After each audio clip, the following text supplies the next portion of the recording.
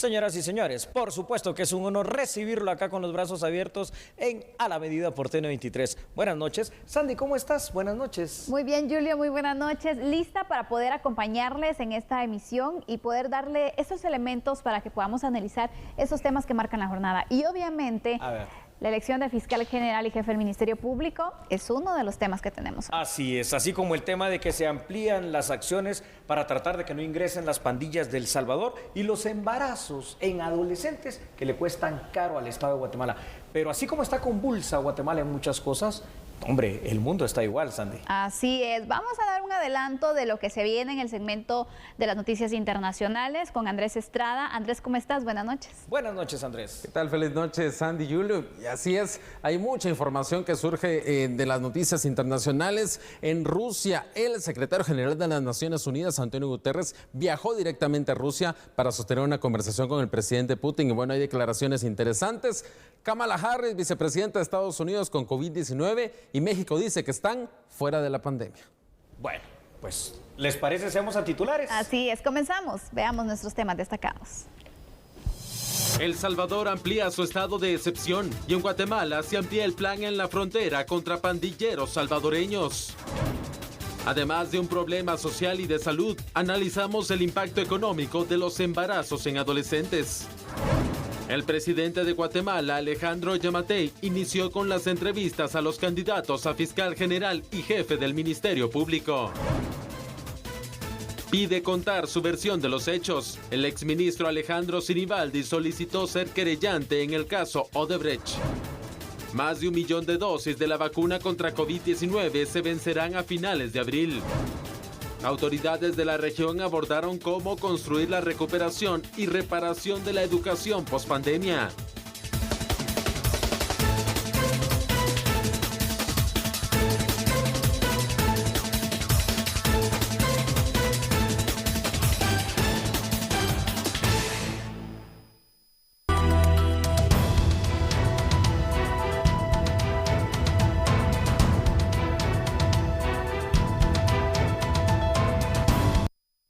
Esta semana estaría finalizando el plan del Ministerio de Gobernación para la identificación de pandilleros salvadoreños, donde han reportado la captura de 25 miembros de pandillas del país vecino en territorio nacional. Las autoridades de gobernación confirmaron que ante las acciones de El Salvador sobre el toque de queda, ampliarán las medidas por 30 días más en Guatemala. Está terminando precisamente mañana de un mes para nosotros también, en virtud de que El Salvador extendió por un mes más su régimen de excepción, nosotros también vamos a alargar nuestro plan, vamos a corregirlo y lo vamos a hacer nuevamente por un mes, porque es lógico que la presión que hay en El Salvador contra estas pandillas pues pueda provocar que se desplacen a territorio guatemalteco. Afortunadamente hemos reaccionado a tiempo, hemos capturado a más de 25 pandilleros salvadoreños debidamente identificados como pandilleros y como salvadoreños, además que en las propias fronteras se ha identificado a salvadoreños que intentan cruzar irregularmente a Guatemala y algunos tenemos conocimientos ligados a las pandillas, pero han sido entregados en la misma frontera a las autoridades migratorias salvadoreñas. El ministro de Gobernación, Napoleón Barrientos, señaló que emplearán los operativos hacia otras áreas fronterizas, donde han identificado el paso de los mareros. Bueno, Chiquimula, Jutiapa, y nos estamos extendiendo a Puerto Barrios, estamos extendiendo nuestro plan de prevención hacia la frontera con Honduras, porque tenemos información que también pueden utilizar el territorio hondureño para trasladarse a Guatemala. También tenemos planificado para el mes de mayo una reunión con el ministro de Seguridad, que allá es secretario de Seguridad de Honduras, y los directores de policía de los 3 países también, para coordinar. Esa coordinación ha sido fundamental en la captura y entrega de los pandilleros a las autoridades salvadoreñas, por ejemplo. Durante estos 30 días, el Ministerio de Gobernación y el Ejército implementaron anillos de seguridad con 500 elementos de la PNC y 250 militares, así como miembros de investigación criminal que continuarán en los puestos de control. En Guatemala ya tenemos suficientes pandilleros, Sandy, televidentes, como para permitir que ingresen provenientes de El Salvador. Así que me parece muy oportuno el hecho de que se estén incrementando las acciones coordinadas definitivamente entre el Ministerio de Gobernación y el Ministerio de la Defensa Nacional a efecto de no permitir el ingreso de los pandilleros salvadoreños. Tal vez una acotación, si bien es cierto se han capturado 20, 25, tampoco es que ha habido una desbandada hacia Guatemala, se están escondiendo particularmente en el propio El Salvador. Así es, Julio. Y aparte de esto es que se daba a conocer también hace unos días la cantidad de puntos ciegos que existen en las fronteras entre Guatemala y El Salvador. Y yo creo que va a ser interesante también porque el ejército de Guatemala, las autoridades de gobernación también pues han indicado que bueno, son 30 días más los que se extiende este régimen de excepción en El Salvador. Por 30 días más entonces van a mantener el reforzamiento de las fronteras guatemaltecas para evitar entonces que puedan trasladarse a territorio nacional. Sin embargo, hemos visto, Julio, cómo ya pues varios pandilleros han sido detenidos. Han logrado cruzar, ¿no? Claro, en la parte pues de las fronteras, en la parte de Jutiapa han localizado a varios también. Entonces, hemos visto que a pesar del esfuerzo que se hace, hay muchos pasos ciegos, hay muchos puntos ciegos que todavía no se han detectado y que por allí están entonces vulnerando nuestras fronteras. Definitivamente, porque estos al final de cuentas, me refiero a los mareros, vaya que si no saben delinquir y saben escabullirse de las autoridades. Claro. Ahora, ¿qué tenemos, no, para poder defendernos de esto y para poder salvaguardar nuestra soberanía como tal? Es decir, como decía al principio, si hay suficientes mareros en Guatemala, no queremos a los mareros salvadoreños. Entonces, por el momento, sobre todo resguardando la frontera entre El Salvador y lo que sería el departamento de Aguachapán de ellos y el departamento de Jutiapa de nosotros, tenemos a un contingente de 500 policías, 250 soldados, pero el ejército puso a disposición también 2 aeronaves para poder tener una mayor vigilancia y puso a disposición drones. Entonces creo que hay un contingente bastante fuerte, hay una coordinación que se ve bastante fuerte también y bastante buena entre ambas instancias de seguridad de Guatemala a efecto de tratar de prevenir, como te decía al principio, que haya un éxodo masivo de mareros salvadoreños a nuestro país. Ahora bien, si bien es cierto, eso es importante, también ya quedará como una materia pendiente y bastante pendiente que no entren los mareros salvadoreños ni hondureños de ningún otro país, pero empezar a combatir también a los propios pandilleros que tenemos aquí en Guatemala. Ese ya es otro tema, ¿no? Y sabes, Julio, el punto también es de debilidad para nosotros, para nuestras autoridades, es la fortaleza de estos grupos, de estas pandillas. ¿Por qué? Porque hemos hablado, el crimen es transnacional. Así es. Los contactos también, o sea, existe una organización pues fuerte en el mundo de las maras, en el cual pues no me extrañaría que los integrantes del barrio 18 de la MS que se encuentran en el país, pues estén ayudando a hacer este traslado por estos pasos ciegos a quienes están entonces en territorio salvadoreño. Y de esta forma es porque, ¿cómo me explicas el hecho que ya hay varios pandilleros que han sido detenidos, incluso en la capital? Recordemos entonces que se dio un caso de una persona que estaba pues resguardada en una zona capitalina, recientemente también el caso de otros pandilleros que incluso maquillaron sus tatuajes para pasar desapercibidos. Y no sabemos cuánto tiempo llevaban en nuestro país también, Julio. Entonces, aquí vemos de que realmente las estructuras están fuertes, que las estructuras en este momento también están buscando la forma de seguirse coordinando ahora para poder resguardarse y utilizar así nuestro territorio. El punto también va a ser, bueno, El Salvador está haciendo los esfuerzos para poder debilitar esas estructuras, porque es el fin principal, capturar a la cantidad posible de pandilleros y debilitarlas, pero ¿se van a fortalecer en Guatemala? O sea, ¿se va a cambiar el lugar de operación? Es que ahí es donde tenemos que empezar a entender precisamente parte del concepto que tú estabas manejando, ¿no? La transnacionalidad de este fenómeno criminal. Es un fenómeno que es igual en circunstancias, igual en condiciones, igual en operación e igual en problemas sociales que lo causan tanto en Guatemala, en El Salvador como en Honduras. Hoy por hoy vemos cómo El Salvador está ejerciendo una especie de plan bastante duro para combatirlos y para llevarlos tras las rejas.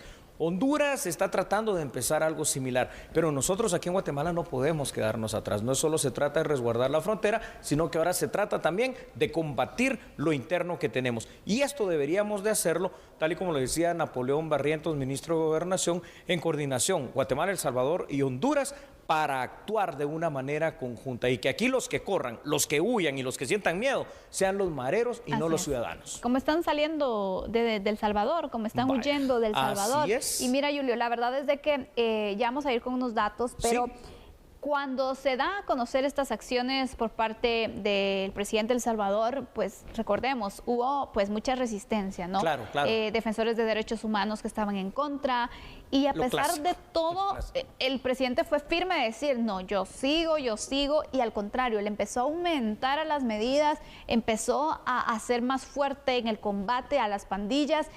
¿Cuánto tiempo ha pasado? Imagínate. Y van por 30 días más. Es decir, acciones así duras y fuertes son las que requiere el crimen organizado. En un mes más de 17,000 capturas. Vamos con datos entonces, por favor. Gracias a nuestra producción, ahí los vamos a tener. Y es que precisamente, Sandy, Guatemala ha tenido que reaccionar a las medidas tomadas por el gobierno salvadoreño a efecto de combatir el fenómeno criminal de las maras en aquel país, como lo están haciendo.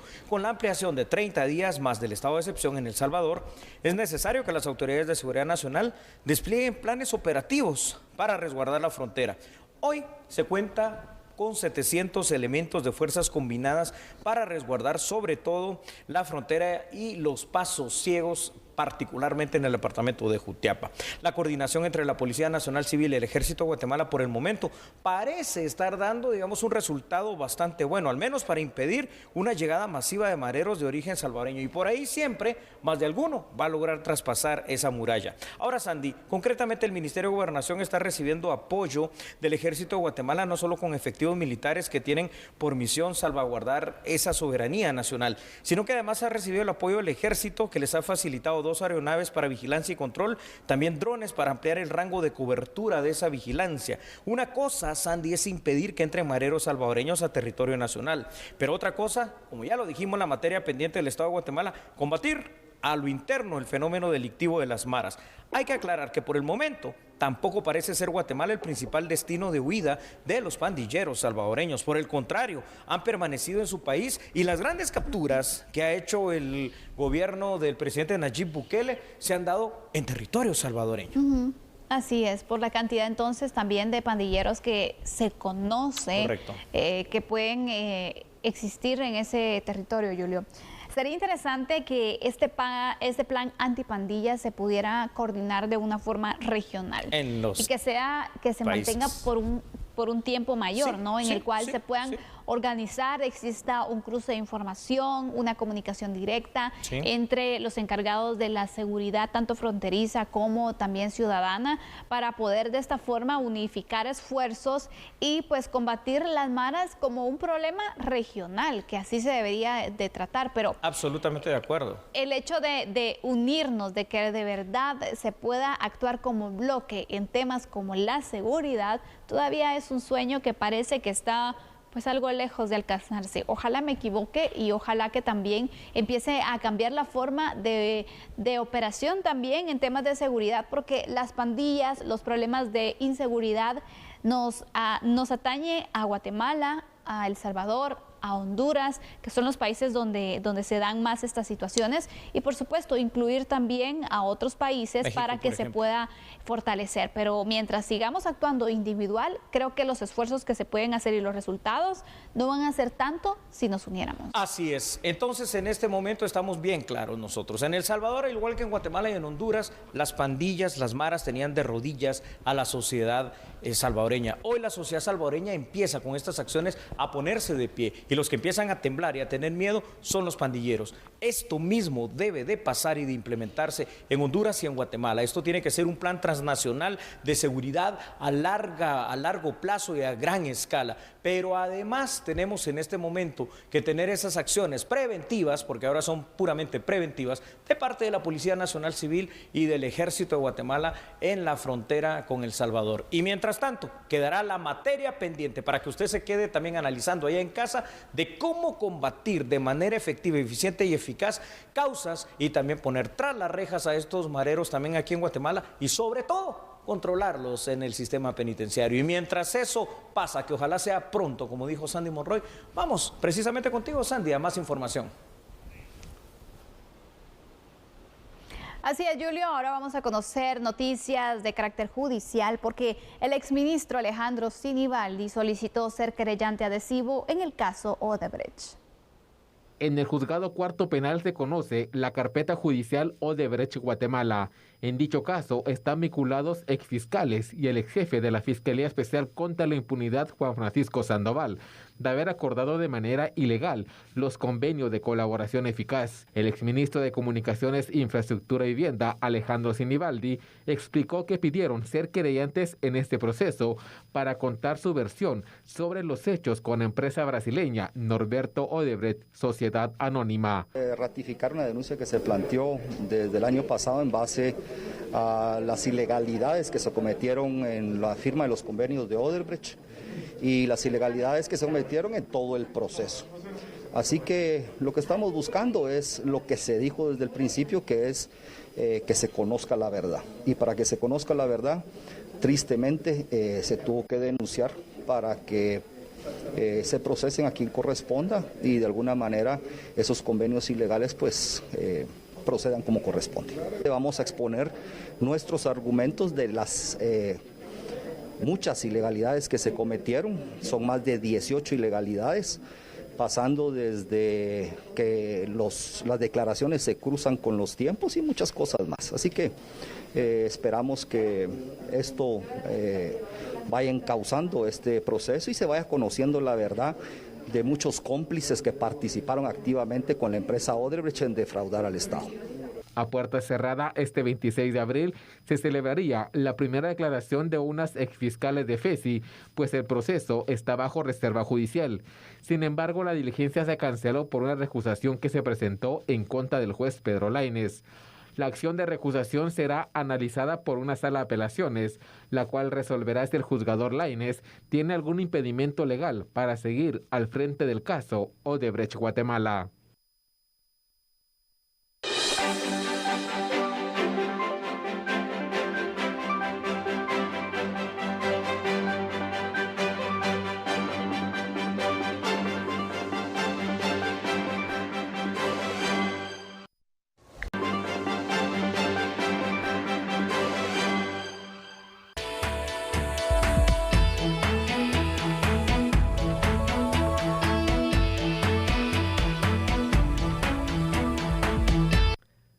El impacto económico total del fenómeno del embarazo en la adolescencia y de la maternidad temprana en Guatemala sobre la actividad productiva se cuantifica en 1.627.5 millones de quetzales.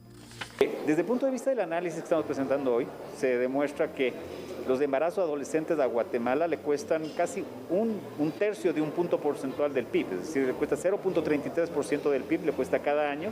Cada año estamos perdiendo como sociedad en términos de los costos de oportunidad que implican los embarazos adolescentes para esas niñas y también para el Estado y la sociedad en su conjunto.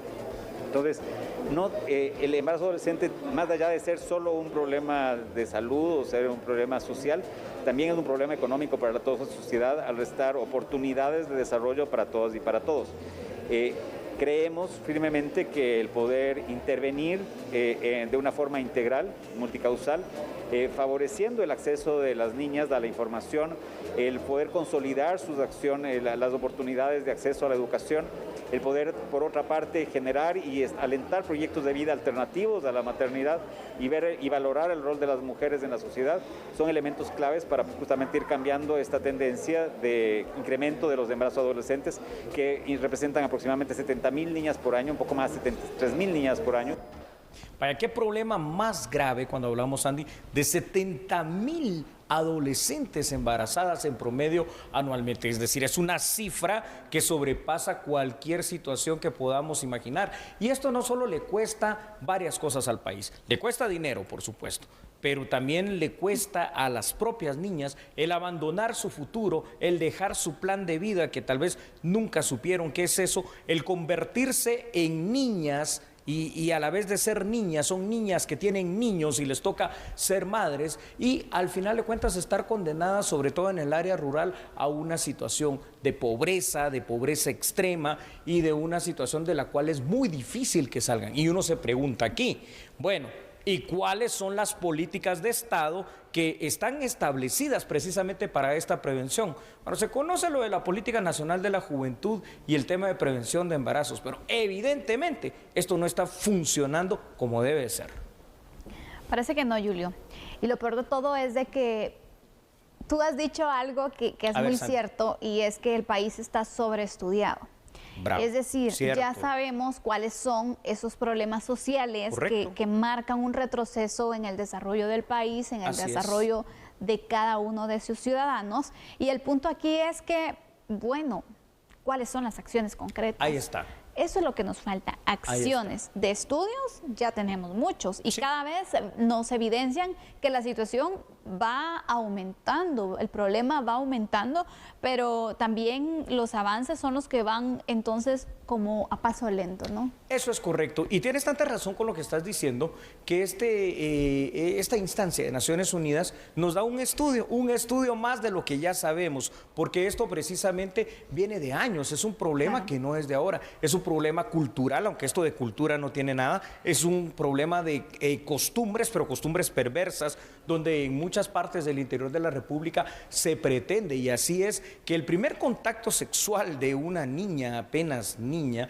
sea con un pariente, ¿no? Y no con un extraño, y de eso resultan este tipo de embarazos, o resultan simple y sencillamente del maltrato, de la desintegración familiar, de los golpes, de la violencia que se puede dar a nivel de la familia que se ha disgregado tanto en nuestro país. Y aquí es donde yo me pregunto, bueno, la política es una cosa, Política Nacional de la Juventud, bonita en texto, pero inservible. ¿Por qué? Porque entonces, ¿qué vamos a hacer con las instancias que deberían estar previendo esto?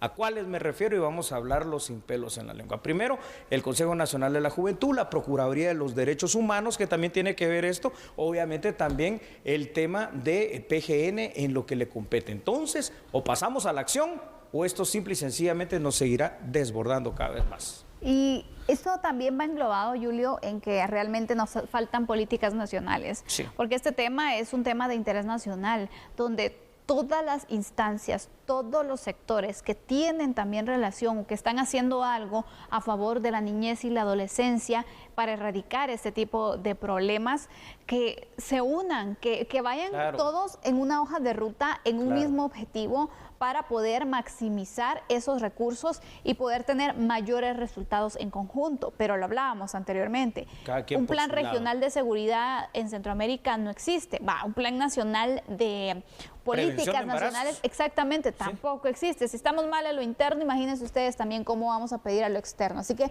¿vamos con datos, Yoli? Vamos con datos, Andy, y ahí los vamos a ver en pantalla. Muchas gracias a nuestra producción. Veamos lo siguiente, ¿no? Y es que pasa la cuestión que el embarazo en las adolescentes es una problemática de reconocida importancia, no solo en lo que concierne a los embarazos no deseados y abortos, sino también en relación a las consecuencias sociales, económicas y de salud que se reportan a nivel nacional. Sandy, según datos recopilados por OSAR, el Observatorio de Salud Reproductiva, hasta el 23 de marzo de este año se registraban 508 embarazos en menores de edad que oscilan de los 10 a los 14 años. Vaya que vamos mal. Además, se registraron 29.623 embarazos en las edades entre 15 y 19 años. Por Dios, ¿qué es esto? En el caso de los embarazos en adolescentes con edades entre 15 y 19 años, Huehuetenango registra 4.166 embarazos, el departamento con la cifra más grande. Entonces, hasta sabemos, por tanto estudio, dónde hay que empezar a trabajar con mayor ahínco. Segundo, es el departamento de Alta Verapaz, Sandy, 3.064 embarazos, Quiché 2.805, Guatemala 2.074 casos y San Marcos con 1.857 embarazos. El departamento que registra menos casos es el del Progreso con 279. Y la pregunta aquí es, entonces, si ya sabemos el problema, si sabemos las causas, si sabemos en dónde es, ¿por qué no actuamos? Claro. ¿Verdad? ¿Por qué no hacemos nada?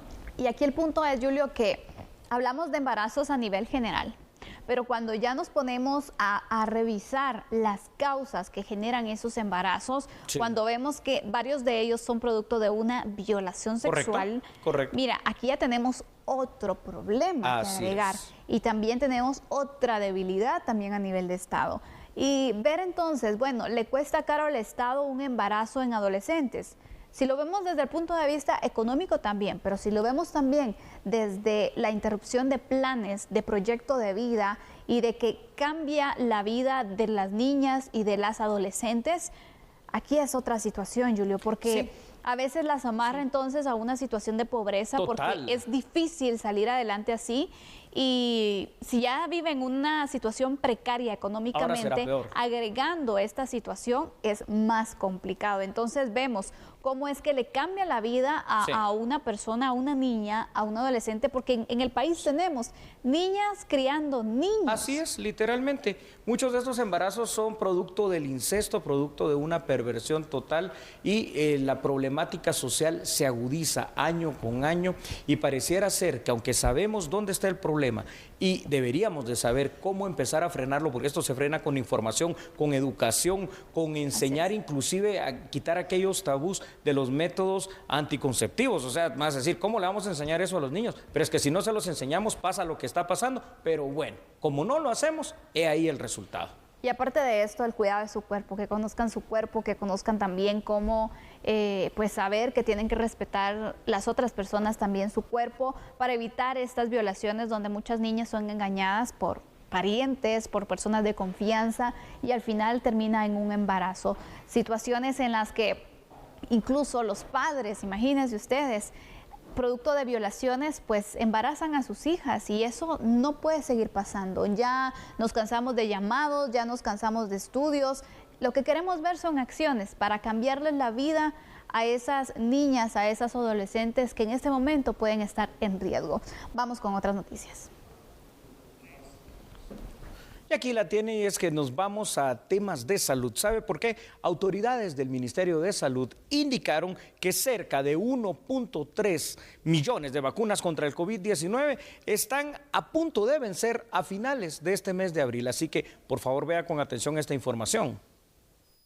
Autoridades de salud confirmaron que al 30 de abril se vencerán cerca del 50% de vacunas con las que actualmente cuentan en biológicos para combatir el COVID-19. La existencia de biológico contra COVID que tenemos en el Centro Nacional de Biológico, al 25 de abril tenemos una existencia de 3.057.714 dosis de vacuna de diferentes casas farmacéuticas.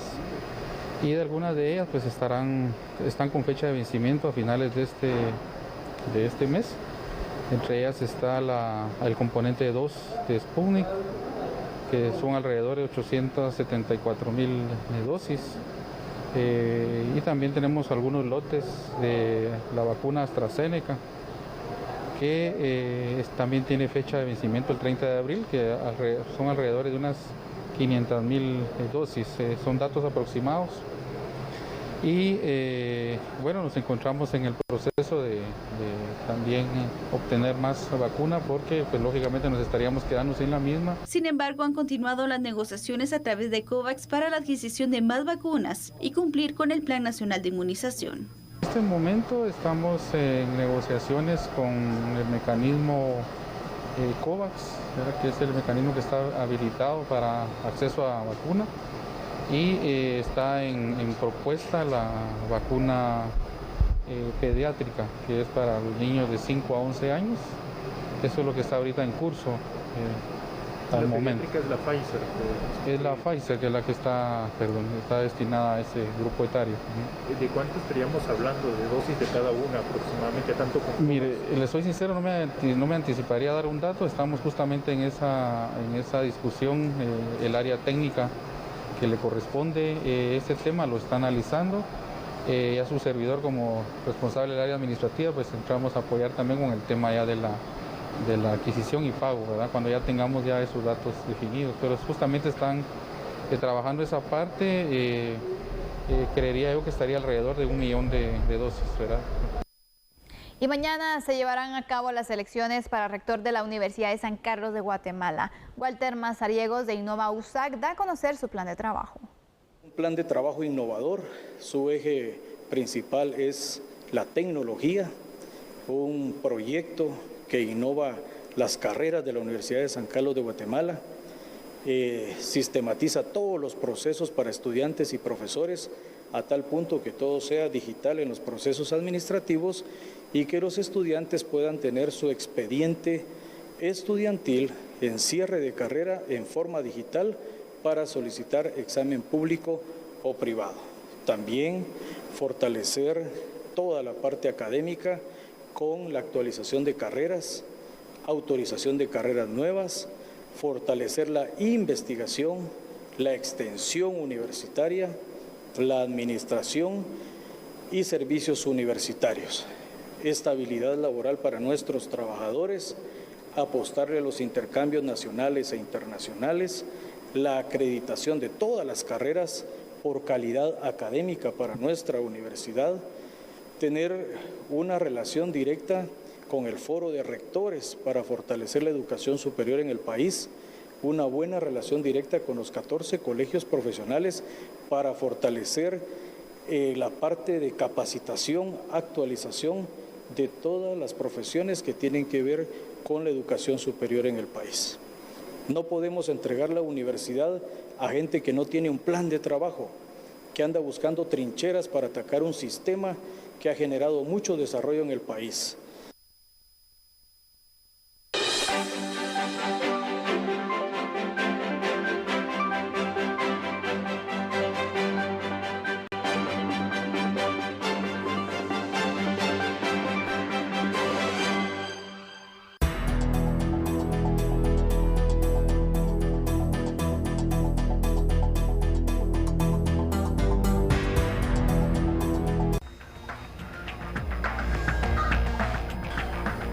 A puerta cerrada en Casa Presidencial dieron inicio las entrevistas de los candidatos al puesto de fiscal general y jefe del Ministerio Público, quienes fueron entrevistados por el presidente de la República, Alejandro Yamatei. El primer aspirante fue Henry Alejandro Elías Wilson. Dicha entrevista se realizó a partir de las 11 de la mañana, mientras que la segunda candidata en ser entrevistada por el mandatario fue Darlene Apolonia Monge Pinelo. Ambas entrevistas fueron publicadas a través del canal de gobierno. Según lo informado por el titular de la Secretaría de Comunicación de la Presidencia, los entrevistados para mañana serán los aspirantes María Consuelo Porras Argueta y Néctor Guilevaldo de León Ramírez. Bueno, inició entonces la última de las fases que en este caso decidió Sandy, el presidente de la República, que fuera precisamente esta entrevista, ¿no?, con los candidatos. Y una de las cosas que me parece bien es lo que estamos viendo precisamente allí en pantalla, es decir, que las entrevistas fueron transmitidas completamente en vivo por canal de gobierno. Ya para quien quiera verlas, para quien quiera estar pendiente de las mismas, pues lo puede hacer. Esto pues puede ser un proceso bastante más puro, bastante más transparente y ojalá pues que se dé la elección pronto para que haya una transición o para que haya una continuidad, porque las dos posibilidades están, pero que los guatemaltecos, quiero decir, sepamos quién será el próximo fiscal general de la República. No, y ayuda también, Julio, para poder conocer, uno, el desempeño de ellos ante una fase que es importante, que es la entrevista. Aparte de esto, es para darle seguimiento también, bueno, qué es lo que ellos indicaron, porque, ojo, las respuestas que dan en las entrevistas no es solo como que, bueno, esto es lo más bonito que se escucha, sino tienen que estar apegado a la realidad. Fundamentado. Donde luego de que se pueda elegir al próximo fiscal general y jefe del Ministerio Público, le demos seguimiento también, ¿no? Correcto. Por ejemplo, las debilidades que tiene el Ministerio Público y qué se podría hacer para cambiarse. Es una de las preguntas que se hace. Entonces, así es. También, bueno, él dijo que, o ella dijo que era esto, que se puede hacer esto, ¿dónde está el seguimiento a lo que se ha planteado? Porque están dando a conocer dentro de lo que ellos harían si estuvieran al frente de la institución. Así es, como por ejemplo otra de las cosas que se les ha preguntado, el hecho de cuáles serían los primeros cambios administrativos que harían y cuál sería la forma de orientar la política criminal del Ministerio Público. Y es que esto es algo que ellos, fuera de que está en planes escritos, tienen que tener bien claro, ¿no? Porque alguien que se quiera encargar de una institución tan grande, representada en los 340 municipios del país, tan importante, tan necesaria y que debe combatir, bueno, primero hacer respetar las leyes de Guatemala y combatir corrupción e impunidad, bueno, tiene que estar claro en sus ideas y por sobre todo el hecho de que sean cuestiones coherentes, ¿verdad, Sandy? No fantasías que no puedan cumplirse, sino que cosas que vengan derivadas de la realidad de un sistema de justicia nacional, bueno, que por el momento anda en la calle de la amargura. Así es. Vamos a ir con información, Julio, con algunos datos que se han preparado también para este tema, ¿te parece? Me parece muy bien, entonces gracias a nuestra producción. Y ahí está, Sandy, efectivamente lo primero, ¿no? Se inició el proceso de entrevista por parte del presidente Alejandro Yamatei para los 6 aspirantes que quieren ocupar el cargo de fiscal general y jefe del Ministerio Público. 2 aspectos positivos a destacar, ya los dijimos, Sandy. El hecho de que el proceso de entrevistas es público y que además se cuenta con un cuestionario de preguntas básicas que es igual para cada candidato, para saber cuál es su desempeño. Dentro de los aspectos que se están cuestionando en la entrevista destacan los siguientes: que cada candidato puede indicar cuál es, a su criterio, la mayor debilidad del momento del Ministerio Público. Bueno, y cómo resolverla, porque una cosa es ver el problema, la cosa es ver la solución. Además, qué cambio realizaría, cómo abordarían el tema de derechos humanos, las mejoras que implementarían en el modelo de gestión de casos. Si vamos a otros datos orientados a lo mismo, Sandy, para el efecto, el Ejecutivo decidió que a partir de hoy y durante los 2 próximos siguientes días va a entrevistar a 2 candidatos diariamente. Es de esperar que de la manera más inmediata posible, al finalizar las entrevistas, el presidente dé a conocer la designación que va a hacer. Yamatei deberá realizar la designación del jefe del ente investigador, que va a iniciar sus funciones a partir del próximo 18 de mayo para un periodo de 4 años. Sea ahí la importancia que reviste este proceso. Y bueno, pues sabremos los guatemaltecos cuál va a ser la decisión. Nunca se había dado el hecho de que las entrevistas presidenciales fueran televisadas, literalmente. Así es. Una era, no se había dado pues esta transmisión. Sí. No se han hecho siempre entrevistas. También es cierto. Esa es otra de las fases, sino que simplemente el listado llega con el presidente hace la evaluación y ya luego conocemos quién es el próximo fiscal general y jefe del Ministerio Público. Sin embargo, es importante para poder transparentar estos procesos y para que también la ciudadanía esté activa y pueda darle seguimiento, porque es un proceso, es una elección, Julio, en la cual se le está dando seguimiento y la gente está pendiente también de cada uno de los pasos para pues conocer al final quién estará al frente de una institución que es muy importante, es la investigación y el manejo también de la política criminal. Así que ya inició esta fase, ya 2 candidatos fueron entrevistados, mañana se continuarán con 2 más. Es correcto. Y pues pasado mañana se finalizan exactamente con los últimos. Bueno, así es, Sandy. Señoras y señores, aquí está ya esta fase, digamos, que no está contemplada en ley, pero que se ha decidido por parte del presidente del Ejecutivo que se lleve de esta manera. Si usted quiere darle seguimiento, tiene 2 opciones. Las va viendo en Canal de Gobierno a partir de las 11 de la mañana durante los próximos 2 días, o por supuesto sintoniza, como siempre debe hacerlo, a la medida, para que le vayamos pues poniendo al tanto de lo que está sucediendo. Lo que es seguro es una cosa: dentro de pocos días conoceremos quién será el próximo o la próxima fiscal general de la República para los siguientes 4 años. Continuamos con la información contigo, Sandy Monroy, por favor. Por supuesto, Julio, hablemos de educación ahora, porque los representantes de educación de los países miembros de la OEA abordaron sobre los retos hacia la construcción de un nuevo pacto educativo hemisférico que pueda de esta forma ir recuperando y reparando la educación, ya hablando de temas post-pandemia. El Consejo Interamericano para el Desarrollo Integral de la Organización de los Estados Americanos, OEA, escuchó lo alcanzado por Guatemala y sus recomendaciones. Todos hemos sido testigos de que la crisis sanitaria causada por el COVID-19 implicó el cierre masivo de centros educativos. Ante ello, los ministerios de educación han enfocado su trabajo en generar un marco de acción que permita garantizar la continuidad de la educación en los diferentes niveles del sistema educativo, promoviendo la atención de aquellos más afectados por tales circunstancias. De las experiencias y lecciones aprendidas, principalmente vemos un liderazgo recursivo en la comunidad educativa, vemos maestros posicionados trabajando con las organizaciones de padres de familia. Trabajamos junto con la CONRED, el Plan Integral para la Prevención de Respuesta y Recuperación ante la COVID-19, la estrategia Aprendo en Casa y en Clase en el 2020 y 2021 con cobertura en idiomas mayas. Es importante mencionar que Guatemala tiene 25 idiomas oficiales.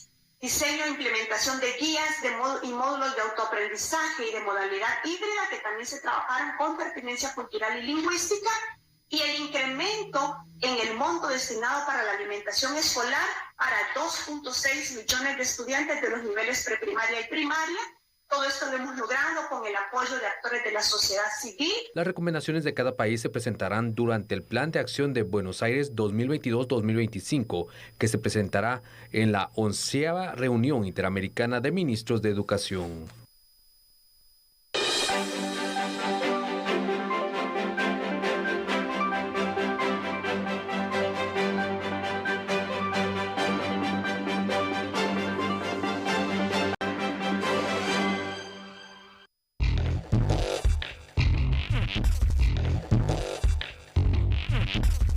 Momento de las noticias internacionales acá en A la Medida. Dentro de Rusia, hoy estuvo una reunión muy importante entre el secretario general de las Naciones Unidas y el presidente de Rusia, Vladimir Putin. Ojo, Putin dijo que Moscú todavía espera negociar un acuerdo pacífico con Ucrania.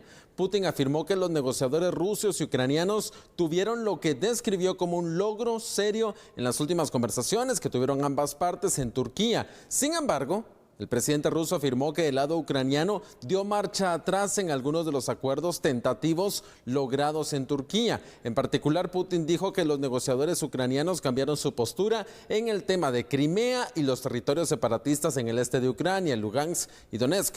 Putin ha exigido que Ucrania reconozca la soberanía de Rusia sobre Crimea y también la independencia de estas dos regiones separatistas en el este de Ucrania. Eso es clave para Rusia, con parte de un acuerdo futuro para poder acabar con las hostilidades. Además, el secretario de las Naciones Unidas, que lo vemos en pantalla, Antonio Guterres, pidió un alto al fuego en Ucrania durante su reunión con el ministro de Relaciones Exteriores de Rusia, y está previsto que Guterres también visite la capital de Ucrania, Kiev.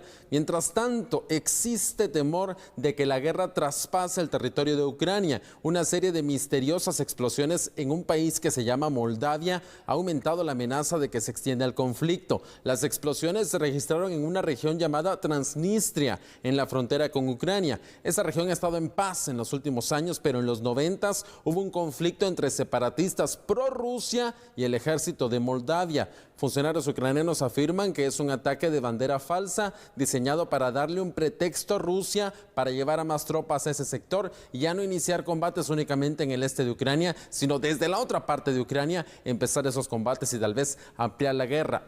Monitorearemos muy cerca qué será lo que pasa, y bueno, llama la atención toda esta serie de llegadas de personalidades a Kiev, a la capital de Ucrania, que muestran cómo el peligro en general ya ha pasado. Veíamos funcionarios estadounidenses, ahora vemos al secretario general de las Naciones Unidas que también irá a Kiev. Vamos a estar muy pendientes de lo que pase, pero hablemos ahora sobre lo que está pasando en Estados Unidos. La vicepresidenta Kamala Harris dio positivo a COVID-19 justo en un momento en el que Estados Unidos está retirando las restricciones que fueron implementadas por la pandemia en un intento de regresar a la normalidad. La secretaria de prensa de Kamala Harris dijo que ni Joe Biden ni la primera dama Jill Biden eran considerados contactos cercanos de la vicepresidenta en los últimos días. Biden dio negativo en su prueba. Harris tenía previsto asistir a una sesión informativa diaria junto a Biden el martes, pero no estuvo presente, señaló la Casa Blanca. Habrá sido el destino. Bueno, Harris tiene 57 años, recibió su segunda dosis de la vacuna contra COVID-19 después de la toma de posesión en 2021, recibió la dosis de refuerzo a finales de octubre pasado y un segundo refuerzo el pasado 1 de abril. En Washington, entre políticos, en este momento hay una ola de casos y la Casa Blanca tiene estrictos protocolos por COVID-19 alrededor del presidente y la vicepresidenta. Por ejemplo, todos los que tienen contacto cercano con Biden tienen que hacerse una prueba cada día. Y en México le están diciendo adiós a la pandemia Oficialmente, sí, así como lo escuchan, porque México dice que ya no es necesario calificar como pandemia la situación que se vive en el país vecino. Dan por cerrada oficialmente la fase de pandemia. Autoridades mexicanas dijeron que empezaba una nueva etapa en la que la convivencia con el coronavirus sería endémica y estacional, es decir, temporadas con mayores picos, sobre todo en invierno. Todo México desde hace varias semanas tiene un nivel de contagio bajo. Ellos tienen un semáforo verde en gran parte de México, ya se han reactivado todas las actividades. El gobierno mexicano dice que ya no es necesario usar mascarilla, aunque la siguen recomendando en espacios cerrados. Según México, el país vecino cumple con 4 criterios que la Organización Mundial de la Salud estipuló para considerar el final del periodo de pandemia. Esos son una baja ocupación hospitalaria, actualmente es del 2%, alta vacunación en México, 90% de adultos vacunados, pocos fallecidos, México tiene en promedio 4 fallecidos por COVID-19 al día y pocos contagios, se están registrando entre 250 y 300 contagios diarios en México, así que para las autoridades mexicanas la pandemia ya pasó y en estos momentos COVID-19 llega a ser una enfermedad endémica. Sandy, Julio, ¿veremos algo similar mañana en el discurso que el presidente Alejandro Yamatei dará? Sí, seguro, yo creo que eso es lo que va a pasar. ¿Qué dices tú, Sandy? Probablemente, la verdad que hay ¿Pero tan fuerte como decir que es endémico o simplemente relajando restricciones? Yo creo que es un poco de relajar restricciones, debería ser así también, porque espero que se haya realizado ya un análisis de cómo estamos, de cuáles han sido los efectos que se ha tenido en el mundo también, fuertes, que ha marcado también algunos repuntes en algunos países. Claro. Bueno, mientras tanto todos a la expectativa, pero desde ya muchos se hacen con la idea que se elimina la mascarilla, que es uno de los puntos que más se destaca. Probablemente, aunque la vacunación para Guatemala sigue siendo la gran materia. 90% en México en adultos es una cifra bastante alta. Es enorme, ¿no? ¿Les parece si dejamos la cita para el día de mañana y amenazamos con volver? Por supuesto, nos despedimos y muy atentos entonces a ese anuncio que se va a hacer, que seguramente vamos a estar dando más información aquí en A la Medida. Feliz noche. Hasta la próxima.